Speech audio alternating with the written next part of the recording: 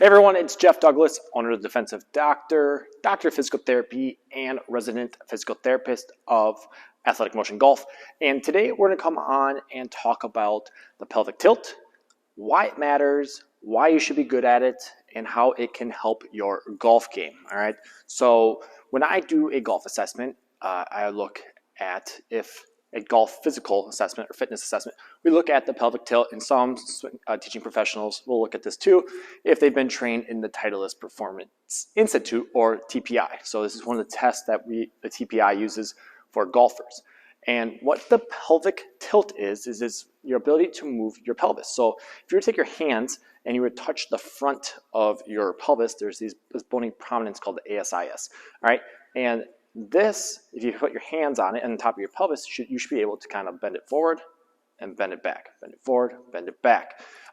Dr. Stuart McGill, who is a world-renowned low back pain researcher, will call it the midnight movement, your ability to sit here and move your hips like this, all right? I think you know why it's called that. But many golfers don't know how to do this, and many people in general don't know how to do this. I have many patients who come in my office who lose their ability to dissociate their pelvis from their back motions. They can't control their pelvis and their low back because they haven't trained it for a while. And so this is very crucial for, one, preventing back pain for many people, but in golf for performance. So you should be able to sit here and go downward, which is an anterior pelvic tilt, and TPI will talk about dumping the bucket. And then if you come back and you tuck that pelvis, the bucket of water is now even. So dumping the bucket, anterior pelvic tilt, going back, posterior pelvic tilt. So you want to be able to do both of those. And why does this matter? Okay, so the first reason is for power. All right, I've talked about before is the hollow body position, where you work on keeping your abs or your rib cage locked into your pelvis. If you sit here in this open scissor position, you leak power. This connects your abdominals. A sling keeps it all connected, because we know when we swing, we are creating the power from the ground. So it goes from the ground into our legs, into our core, into our arms, which then goes into the club. And when we swing it, the energy goes into the club head, goes in the ball, and see you later, right? So we have to be able to keep that transfer of energy by staying connected here, keeping our abdominals engaged, our rib cage locked down. We will lose power if we swing and we are in this anterior pelvic tilt, because we're leaking energy. We don't have it all connected. The power, the energy we've created won't transmit as well through our torso region, all right? So that's one big thing, is the power, okay? And the other thing is going to be consistency, because when we go back in the backswing here, we have to extend a little bit, okay?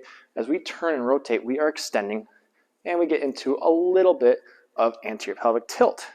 If I get fully extended, I can't rotate that well. So it's not, and we get into that one thing called, oh geez, I'm blanking on it right now.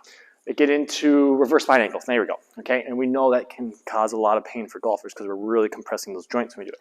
All right, so we have to make sure that, yes, we're going to extend, but when we come down, we have to be able to get into this posterior pelvic tilt. So when I come down, and I'm coming here, if I am unable to get into this position, I'm going to stay in this anterior pelvic tilt, and what we see for many people is they will lean into it, all right? And we would call this maybe early extension, loss of posture. It's going to lead to inconsistent ball striking. It's going to make it very hard for you to probably get on plane. You're probably going to get steep with it as well, all right? And then probably lose some power as well with it, all right? If I can come down, tuck that pelvis, and if you watch any of the pros in a still motion or slow motion from this view, you will see they tuck it, which gives them room to get the club through here, allows it to get down, and you stay more consistent, so your ball striking is better versus moving into it, all right? So to be more efficient and consistent, we need to be able to posterior pelvic tilt in the swing. So that is the why we need to be able to posterior pelvic tilt.